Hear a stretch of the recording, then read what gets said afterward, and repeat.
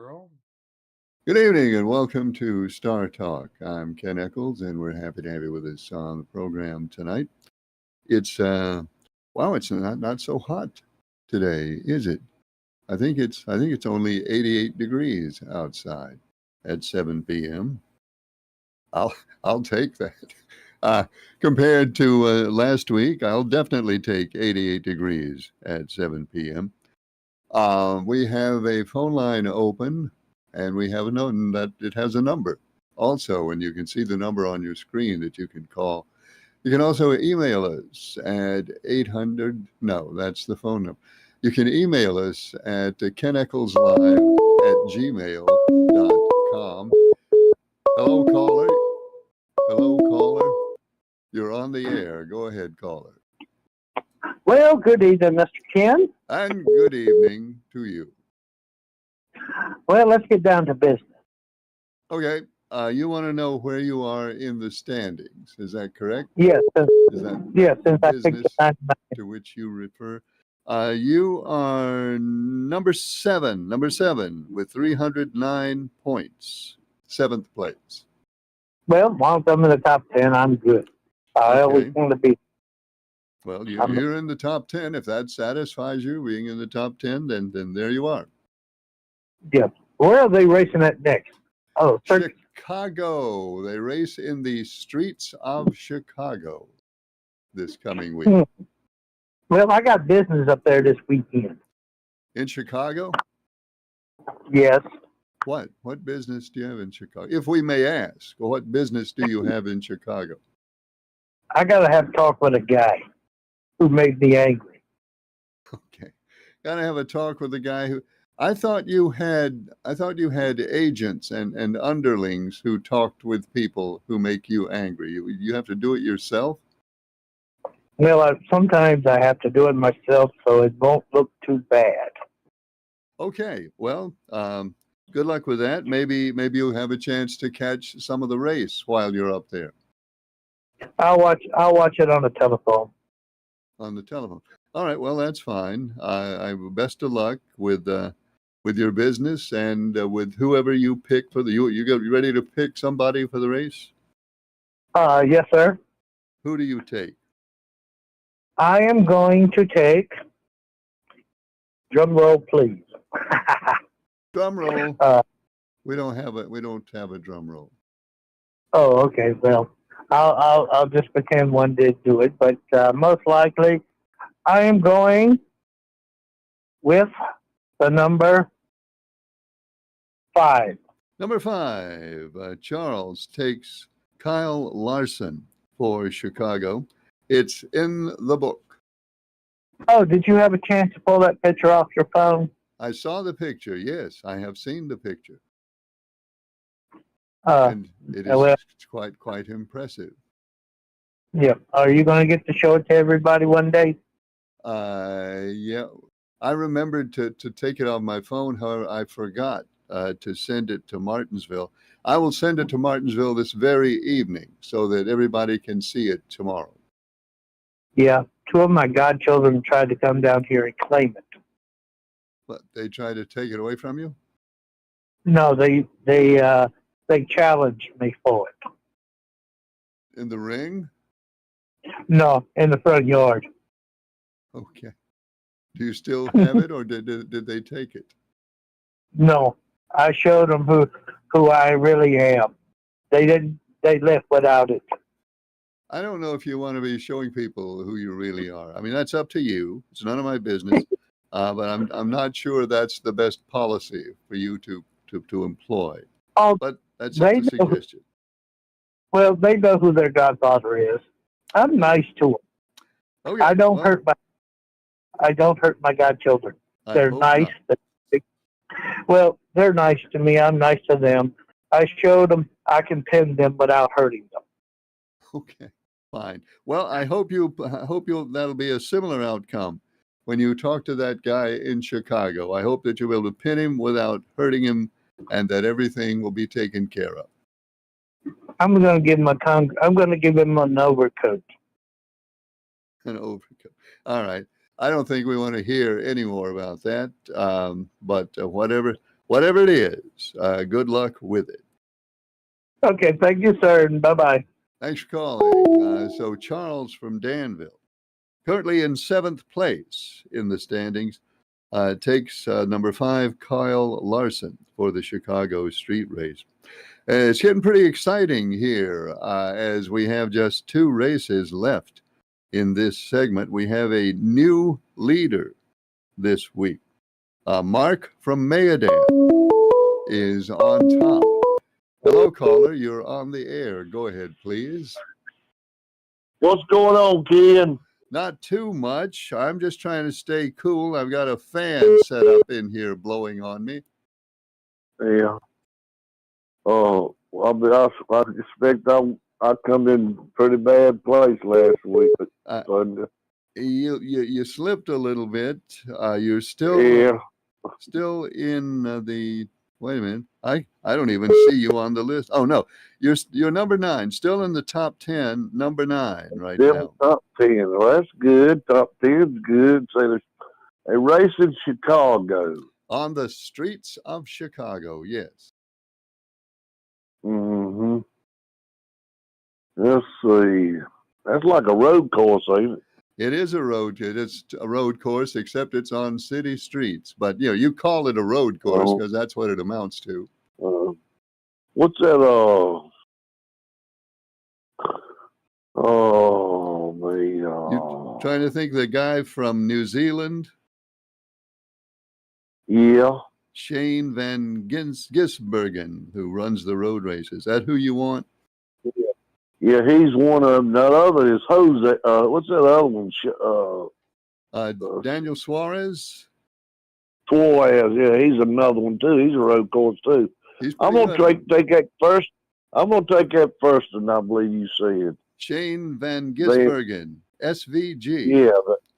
All right. Yeah. Number 88. So Early Bird has the 88 for Chicago. Yeah. Kid, just guess what I just got through drinking and eating. What? Well, let me guess.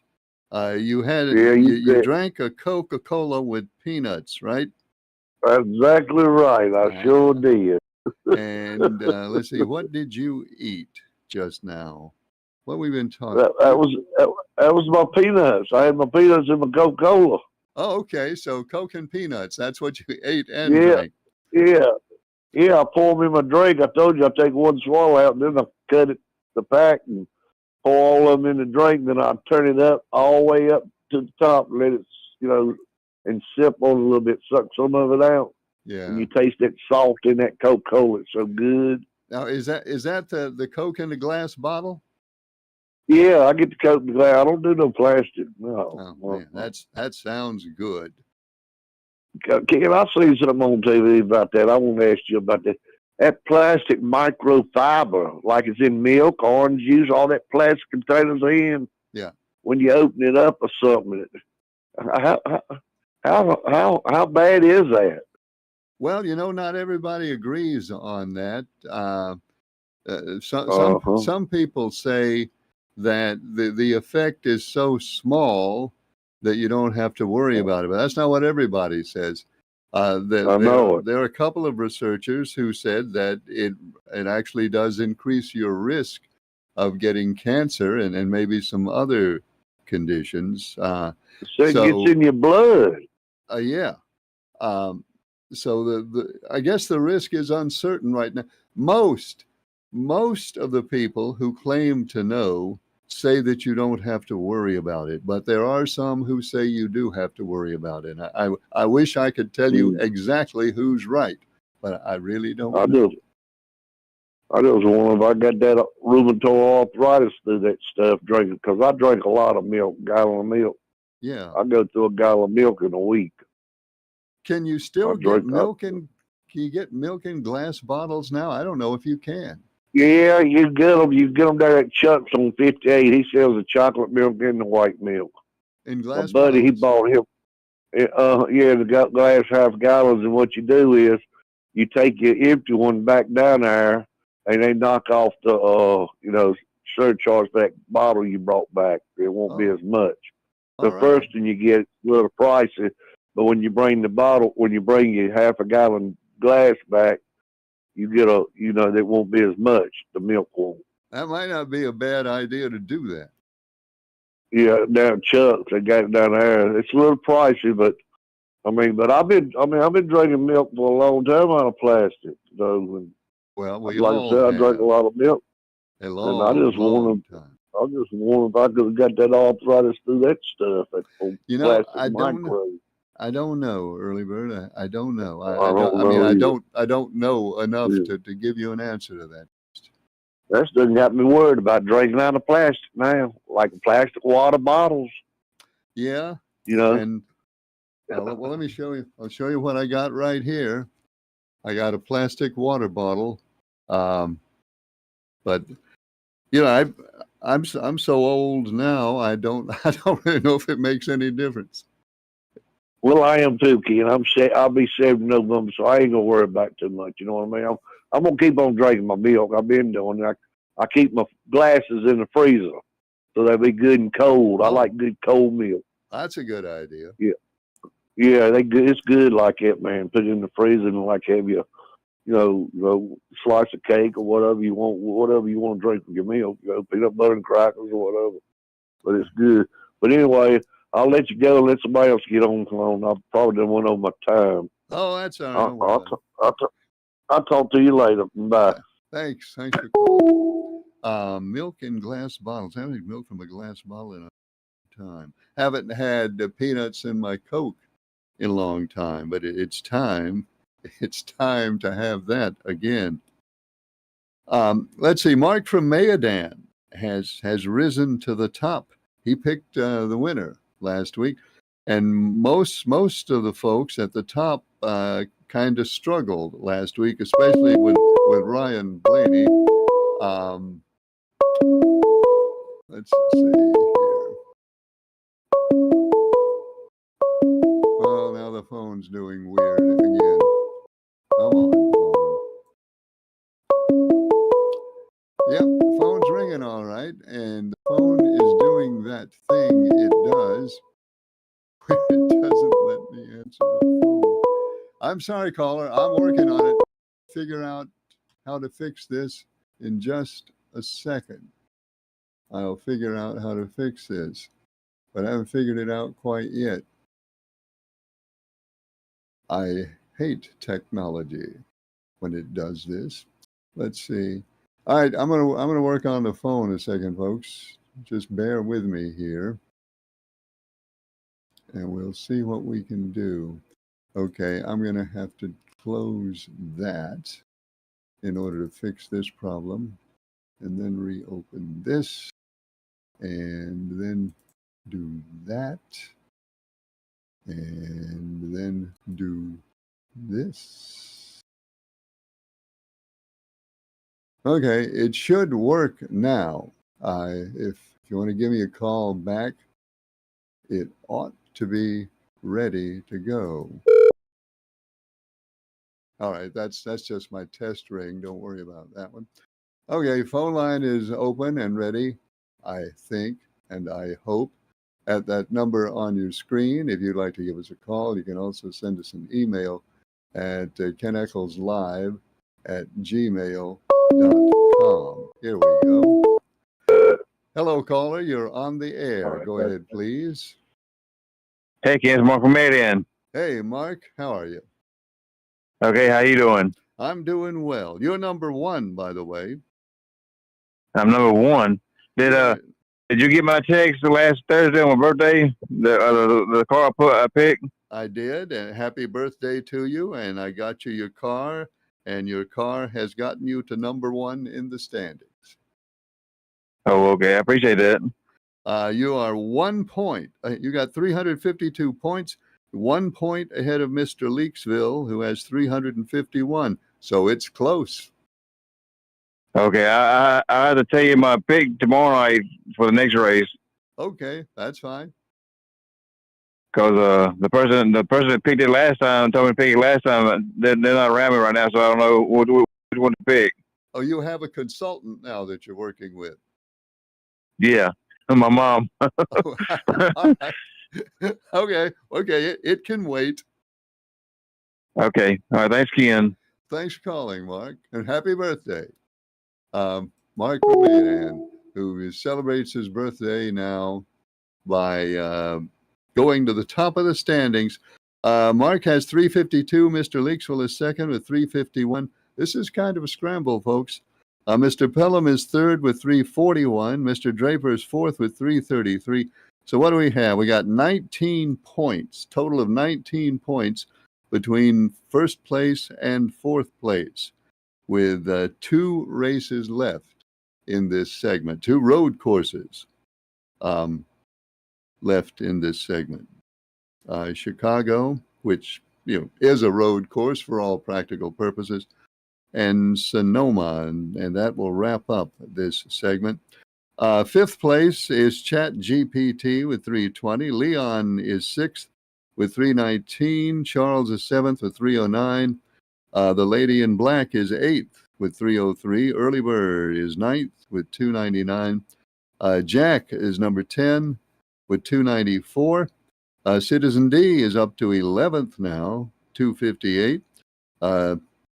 Pretty Man, good grief. Pretty Man is 12th with 257. Liberal is 13th with 256. Mr. NASCAR is 14th with 254. And our cellar dweller this week is Captain Midnight with 246 points. I'll mail these out. I intend to mail these out. Sometimes, great and monumental events occur and prevent me, try as I might, from mailing these out. Actually, sometimes I forget to do it. But I'll remember tonight to get these mailed out to you. So it's going to be a pretty exciting finish here. Let's two races left. The most points you can gain on somebody based with our point system, the most points you can gain on somebody in 2 races would be 78 points. So we got a lot of people within, in fact, 1, 2, 3, 4, 5, 6, 7, 8, 9. We've got 9 people, 10 people within 78 points of first place. So anything can happen. Let's see. And Charles has picked the number 5. Early Bird has picked the number 88 for Chicago. Hello, caller. You're on the air. Go ahead, please. How you doing tonight, Ken? Good. How are you? Pretty good, man. Pretty good. I'm kind of surprised you let them call the race this week with just one night of TV. It kind of shocked me a little bit. Well, we heard from everybody. I got a pick from everybody. Oh, okay. I didn't realize that. By the time, when we didn't get on the air, we were missing about 7, but they either all came in by email or by text, or in one case, somebody told me in person. So we got them all. That's good. That's good. All right. Who did I pick last week? The 24, I think it was. You picked a 24 last week and lived to regret it. Oh, okay. That's nothing new for me. In fact, you and Mr. Leaksville, you were number 1 and both of you were not 1 and 2. Both of you picked the 24, and now you're number 2 and number 3. Okay. I'm gonna pick the number 5 this week, kid. All right, Mr. Pelham has Kyle Larson for Chicago. It's in the book. Thank you so much. Okay. I'll see where Senator Tom Tillis finally grew a pair this weekend. You hear about that? Yeah, I did hear about it. I was in Michigan over the weekend, and it was even on the news in Michigan that what Tom Tillis had done. He voted against the bill, and then he retired. Yeah, well, he's fixing to, I think. But Well, he's not going to run for re-election. I guess we can call that retiring. Right. But why would the man, if he voted in such a way, finally, I mean, he voted against Obamacare and everything, concerning health insurance. He voted against that just about his whole career. But why would he not just go ahead and run as an independent? He probably doesn't think he has a chance to win as an independent.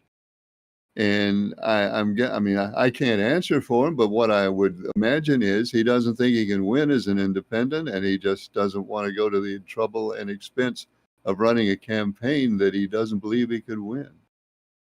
Yeah, well, that makes sense too. But he's been with the mega base ever since Trump got in, and surely I would think he'd have quite a few supporters with his past record. But here we go again. It seems like every time somebody says no to Trump, it's primary time. I mean, to me, Ken, the Republican Party is not a party anymore. It's just a cult, a Trump cult. Well, it just blows me away. Well, if somebody, and it's certainly the case with Donald Trump, if somebody has that much control over a party, and Donald Trump's not the first one to be able to be dominant in a political party, but when that happens, I guess in some ways it does resemble a cult. Because again, remember the most important thing, number one thing on a politician's mind, with some exceptions, I guess Tom Tillis is one, but the number one thing on the politician's mind is to be reelected. Right. And politicians, by and large, they see what they have to do to be reelected, and that's what they do. Yep. Well, that's the rule they follow pretty much, because if you don't get reelected, it don't matter what you stand for, or whether you stand for anything at all. But that's politics, and that's one of the reasons that the founding fathers advised that we not have political parties. They said this will, at least some of the founding fathers, George Washington, for example, he said if you have political parties, it leads to factionalism, and factionalism is not something that we want running the government. So that was their fear of political parties, but we did it anyway. Yeah. Well, how do you feel about this nationwide injunction ban that the Supreme Court came out with Friday? What's your feelings on that? Well, the court, for people who might not have noticed, the court said that now an injunction in one federal court district, and this applies to the federal courts, an injunction in one federal court district cannot enjoin the government in all federal court districts. In other words, if I'm a judge in a particular district and I tell the government, well, you can't do that, then they can't do it in my district, but my ruling does not affect the other federal court districts. What it leads to is the law will not be the same. We'll have a federal law, a national law that is not the same everywhere. So right now, it's the law in certain districts, and it's not the law in every district. And it's always going to create a lot of confusion when the law does not apply the same way to every district. But that's what we're going to have, and it's I don't know how messy it's going to get, but it could get really complicated. Well, we pretty much got that already, Ken. With when it comes down to abortion rights, I mean, some states you got a certain length of time, some states you don't have any, and on and on and on. But I think this whole thing is going to be related to sooner or later, as soon as the courts get done doing whatever they want to do.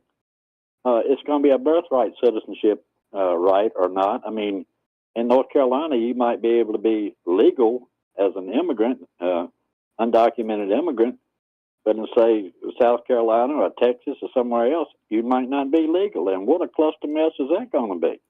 Well, the abortion thing, of course, that's a matter of state law. And, right. But the district court thing is different. I guess here's some complications. Suppose somebody in a district where the ruling does not apply, is deported as a non-citizen, and then when the court finally rules on birthright citizenship, and that's an important point too, the court has made no ruling on birthright citizenship. This was just a ruling on where injunctions will apply. So you could have somebody declared not a citizen and deported in one district, and then what if the court later rules that there is birthright citizenship and that person actually was a citizen when they were deported? And suppose that has happened to, say, I don't know, 40,000 people. Then how do we fix that? I don't know. And on the other hand, it's going to be like trying to get those kids back that Trump separated from their parents back in his first go with the presidency. But, you know, it's just a mess, man. I just don't see how that's going to ever work out the way it's split up now. Well, what needs to happen pretty soon is the court has to rule on whether there is birthright citizenship or whether there is not birthright citizenship. I mean, that's the key to all of this, at least for this issue. They need to make a ruling on that. Well, the way I understand it, Ken, it's already a ruling. It's in the Constitution. If you're born here, you're a citizen. I mean, what can change that? Well, it says people born within the United States and subject to the jurisdiction thereof. I mean, you can't argue a whole lot about whether somebody was born in the United States if they've got a birth certificate. But we do argue over what subject to the jurisdiction thereof means. They meant, when they wrote that, what they meant was to make sure that children of foreign diplomats in this country who were not subject to the jurisdiction of the United States government, to make sure that their children who were born here would not automatically become citizens. That was their intention, and it certainly accomplished that, but they left the language vague enough that there's plenty of room to argue on both sides whether it applies to everybody or not, and we are arguing that right now. Yeah, that's true. All right, Ken, thanks so much for taking my call. I really enjoy your show. Thanks for calling. The phone line is open at that number. The email address is keneckleslive@gmail.com, and you can give us a call or send us an email, whichever works best for you. And we should check emails over here. And I'm doing that now. This one says, Ken, I'll bet it wasn't this warm in Michigan. Was it? No. No, it was not this warm in Michigan. I was only in Michigan from Friday night until Sunday morning. So I guess I was in Michigan for about 38 or 39 hours. But no, at no point was it as warm in Michigan as it is in North Carolina. The high there Saturday, I was staying in South Haven, which is on Lake Michigan, on the western side of Michigan, right on Lake Michigan. The high there Saturday, I believe, was either 79 or 80. Now, I went to Detroit on Saturday, went to a Tigers game in Detroit, which is on the other side of Michigan. And in Detroit, it was a little bit warm. Well, it's always warmer in the middle of a concrete city. It was about 85 in Detroit on Saturday afternoon. Probably a little more than that here. Hello, caller. You're on the air. Go ahead, please. Hey, Ken, Mark from Maydan. I hate to call back in. What is it, Mark? My mom told me to pick Denny Hamlin. What number is he? 11. Yeah. She's at Checkers tonight, and I called her. She told me to take Denny Hamlin. Okay, well, Mother knows best. So you have now the 11. It's in the book. Okay, thanks, Ken. Well, thank you, Mark. So, Mark from Mayodan, our current leader, has the 11 for Chicago, Denny Hamlin, or as Pretty Man would call him, Dennis Hamlin. But don't you do that, because nobody, we do, no one should try to emulate Pretty Man in any way, shape, or form. Ken, were you off the air last Tuesday and Wednesday? Yeah, I was off the air last Tuesday and Wednesday. And I apologize for that. As you may have noticed, stuff happens. But I'm on the air right now. Please put Citizen D down for Tyler Reddick for Chicago. Let's see, Citizen D, the number 45. That's right. Yeah, 45 for Chicago. Hopefully I'm not back behind Pretty Man after the bad race yesterday. No, it's not that bad. You're ahead of Pretty Man by 1 point. Citizen D 258, Pretty Man 257. But I'm sure Pretty Man will tumble back into the cellar after another race or two, because it's just his nature to do that.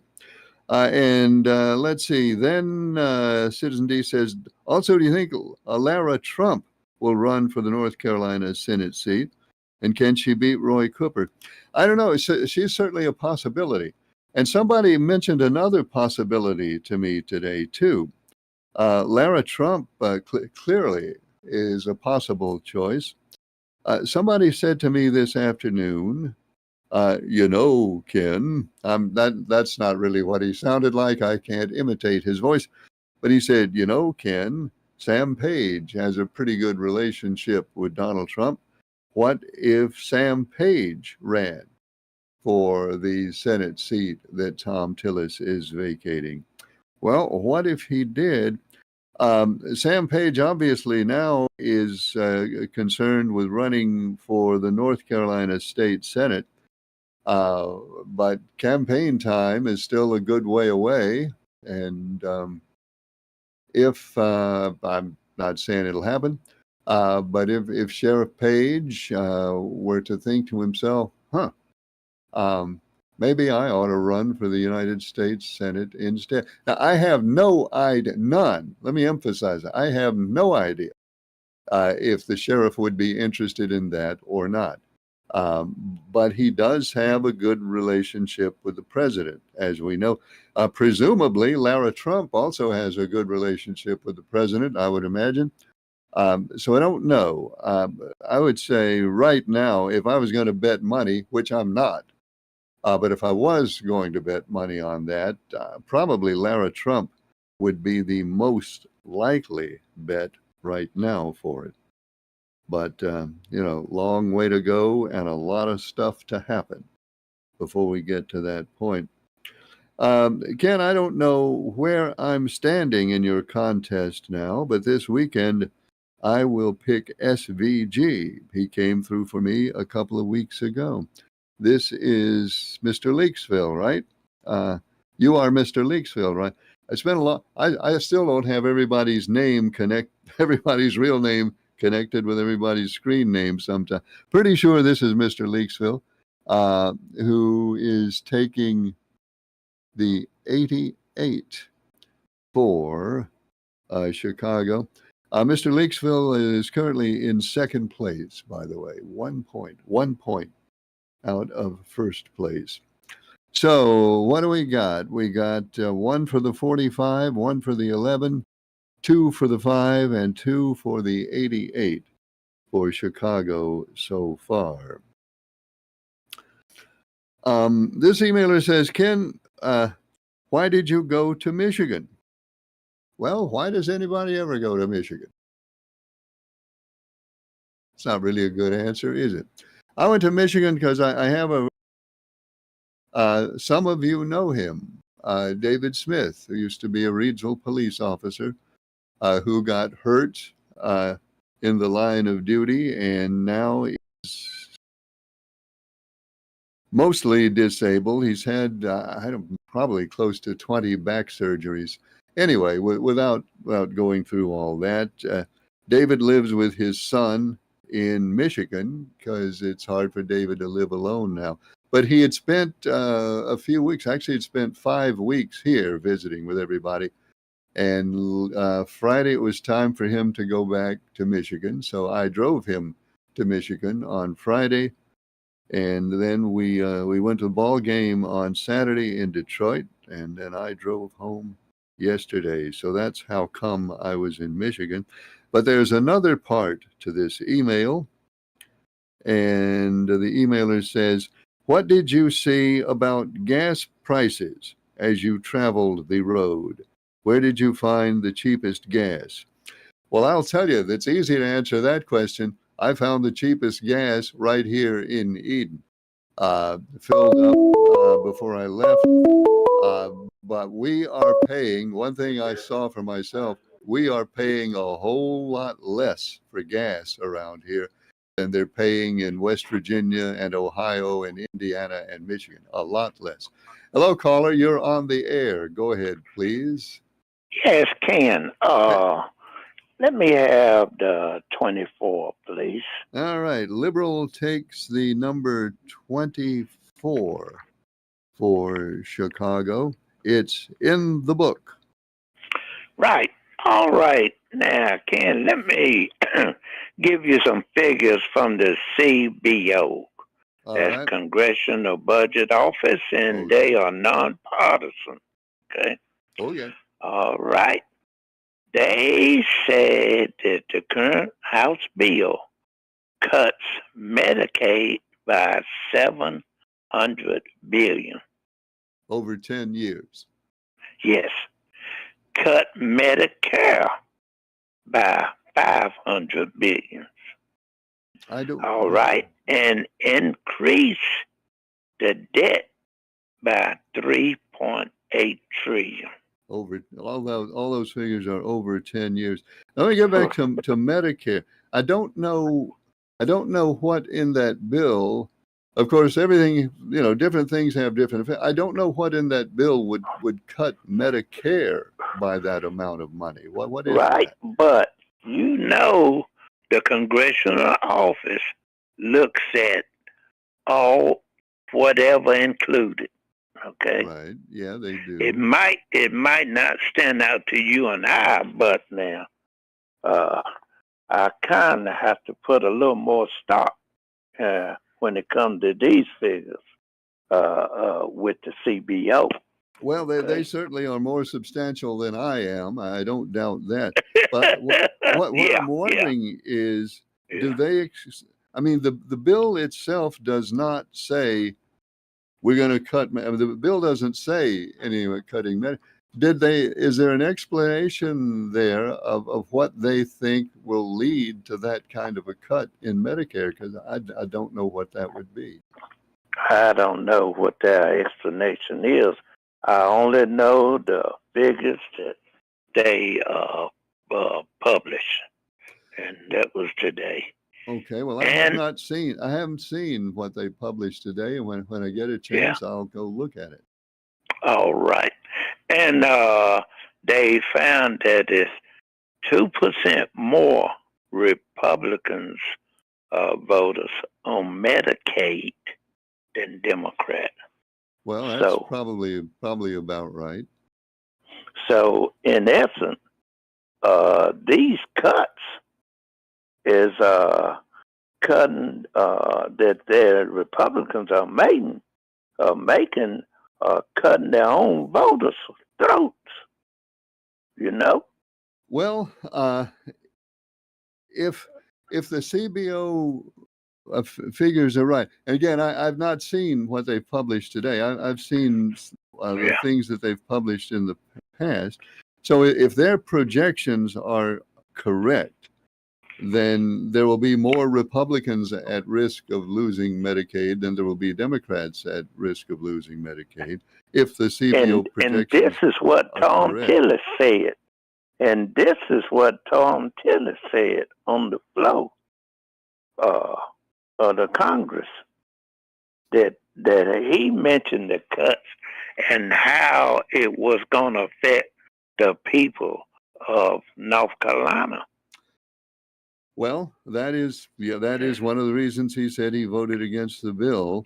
One of the things he was concerned about is a large portion of the funding for Medicaid comes from what's called provider taxes. That's where states, not the feds, but states charge taxes to medical providers in their states, up to 6% in some cases. And the revenue from those taxes goes into funding Medicaid.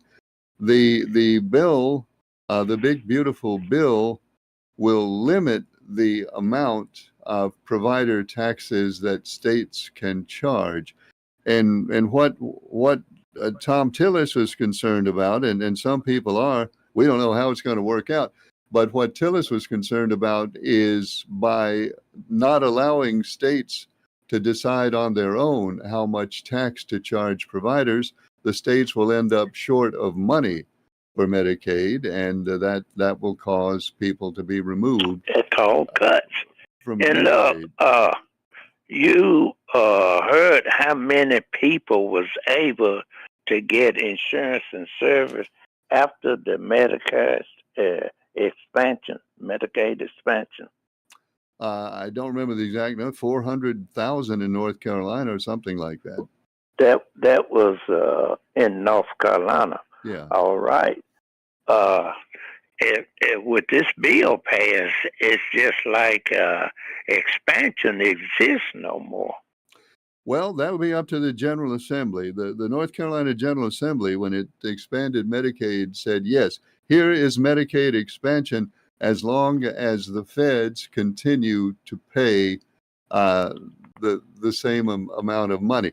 Now, mind you, the bill, as I understand it, the big beautiful bill, as I understand it, does not actually say at any point that we're going to reduce this money. We're going to reduce this amount of money for Medicaid. The reductions would come, in my understanding, primarily from reductions in the provider taxes. And then there are the work requirements. Different people have different projections on this, but there are also various projections that some number of people will not meet the work requirements, and by not meeting the work requirements, they would lose Medicaid coverage.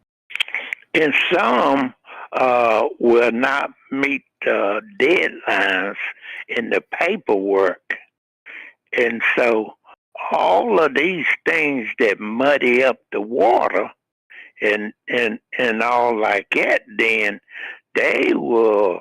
A lot of people are just gonna lose it because they don't meet the requirements on the timetables given.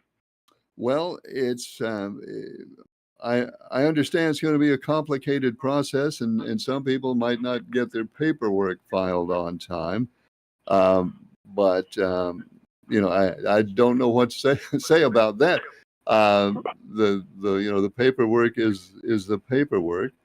They also expand the current work requirement is in effect for people up to 54 years old, and the bill would expand that to people up to 64 years old. Right. Yeah. And people who cannot work they'll have to go through a process to demonstrate to the state that they're not able to work, and some people will lose their coverage because of that. And Elon Musk, who asked Congress to tank the big bill, today he come out and said he would primary anyone who vote yes on this bill. Musk said that? I didn't hear that. Right. I'm bringing you up to speed. Well, Musk you said on that one. Okay, Musk said that today, and he does have the money. And another thing, have you seen the Fox News poll? No. What they said today, huh? No, I have not.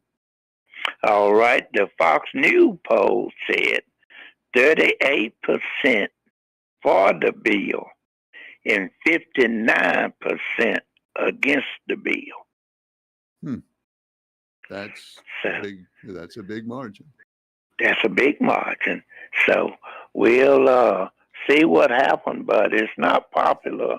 And I give kudos for Tom Tillis, for standing up for, what's right, because he's there and he knows how it affects the people of North Carolina. A lot of them know how it affects their states, but they looking at their re-election and their position instead of the people of their state. Well, And thanks for calling. all right, thanks, Ken. Thank you. So there we are. I had an email back over here that was related to that, and I was going to read just now. Ken, what is it that is? What's it? What I'm going to try to read it. Ken, what is it that's in the big beautiful bill about the national debt? Does it increase the national debt? Well, it allows the national debt to be increased. Hello, caller. You're on the air. Go ahead, please. Good evening to you, Ken. Good evening. At the end of the day, you can couch it however you want. A cut is still a cut. No matter how they go about achieving it, they're still cutting it by their policies. But they're just hiding it in a way that they're not being upfront with you and me about that it's actually a cut. Well, obviously, they're not going to call it a cut. One side's going to call it a cut. The other side's going to call it a change in the process. But that's what politicians do. All right. Let me ask you this question, Ken. And clearly it's kind of a rhetorical question, but let me ask you this question. All right. There are three branches of government, the Right. judicial, legislative, and executive. Right. Which branch of the government is responsible for creating the budget? That would be the executive is responsible for writing a budget. The legislative is responsible for enacting that budget, whether it matches the executive budget or not. Correct. So at the end of the day, the responsibility for the budget actually resides with the legislative branch. With Congress, yes. So at the end of the day, is there not something problematic when the executive branch says, this is my budget, and now I'm going to pressure you to give me my budget? Yeah, there's a problem there, and the problem is politics again. Again, if you have a political party, which I wish we didn't have, but if you have a political party, the president is going to be a member of one of those political parties or the other. And the president is going to pressure the members of his political party to do certain things. Barack Obama did it with Obamacare, which we remember just got passed, mostly because of Barack Obama's influence over the Democratic majority. And then Donald Trump does it with the Republican Party. And that's what you get when you have political parties. I agree. Now, here's where I think I know why I struggle with this. And I suggest everybody else is too. They just haven't figured it out. The problem at this stage of the game isn't that this goes on. You and I, we know this goes on. We see it. We've seen it long enough to know it goes on. But at the end of the day, the problem isn't so much the message. Well, it's not the message, but the way the message is delivered is the problem. Mm-hmm. How do you mean? Well, to my recollection, this is the most aggressive, outlandish, insulting, obnoxious way of going about doing this that I've ever seen done. It is different than we've seen it done before. There's no doubt about that. Okay. But so is it just, maybe it's just me, but I know that this goes on between the parties. excuse me, always has, always will. I agree. Two-party system is flawed from the beginning. Howsoever, given that what we have, the problem I'm having digesting this go around is this time it just tastes bad. At the end of that's what it boils down to. That this man's personality is so ingrating and obnoxious that all you want to do is smack him in the mouth. You don't want to listen to him anymore. Do you know what I suspect? To a certain extent, I know it. I don't know it 100. I know it maybe 50%, and then I suspect it another 50%.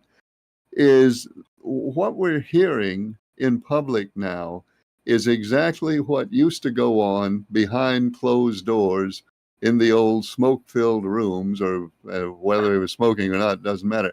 But in private, behind closed doors in Washington, everything that used to get said and threatened and handed back and forth, now it's being done in public, and that's the big difference.